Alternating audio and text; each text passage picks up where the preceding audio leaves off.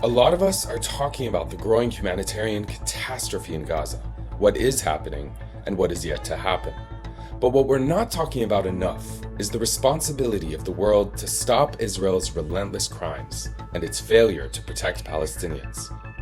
Israel is starving the people of Gaza and continuing to indiscriminately bomb them.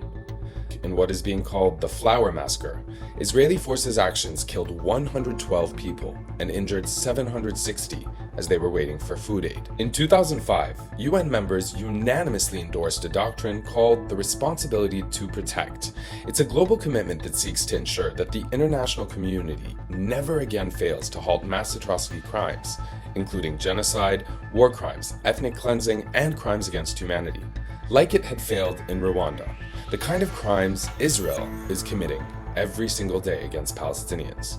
So where is the responsibility to protect for people in Gaza? Or is it a responsibility to protect everyone but Palestinians? The catastrophe we're witnessing in Gaza, now culminating in Rafah at the border with Egypt, is, according to UN officials, the worst humanitarian crisis in the past 50 years. In my 50 years of experience, this is the worst time of the multiplicity of crises of real significance. The reason I said that Gaza is, in my experience, the worst is because people can't escape. They're blocked in. Israel has destroyed more than 70% of civilian buildings in Gaza.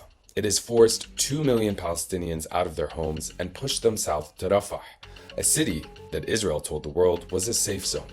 Rafah is usually home to 250,000 Palestinians, but today it hosts 80% of Gaza's population.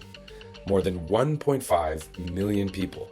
That's a higher population density than a metropolis like Paris or Mumbai, crammed into an area a fraction of its size. As usual, Israeli politicians are very clear about their intentions to destroy all remnants of Palestinian life in Gaza, whether there's a hostage deal or not. If we have a deal, it'll be delayed somewhat, but it'll happen. If we don't have a deal, we'll do it anyway.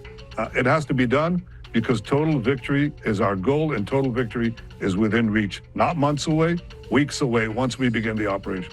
Israel is telling and showing the world that it wants to commit even more mass atrocities, yet the international community, and the US in particular, is not only letting it happen, but enabling and defending Israel's ability to do so, as we saw with the US vetoing a UN call for ceasefire for the third time.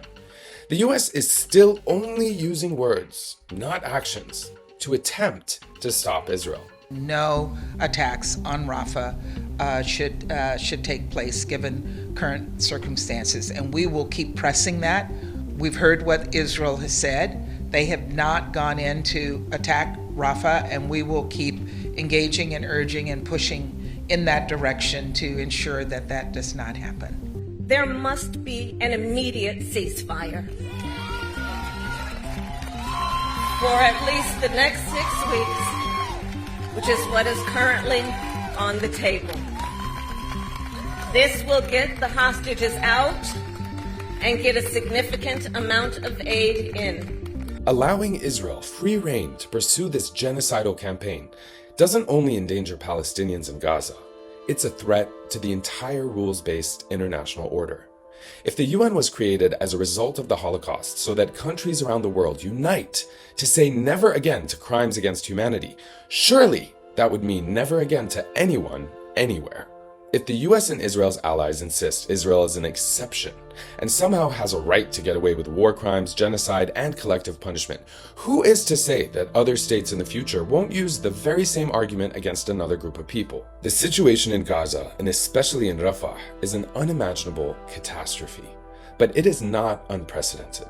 What is being reaffirmed is that only certain places in the world are worth saving, and only certain people are worthy of intervention by the global community.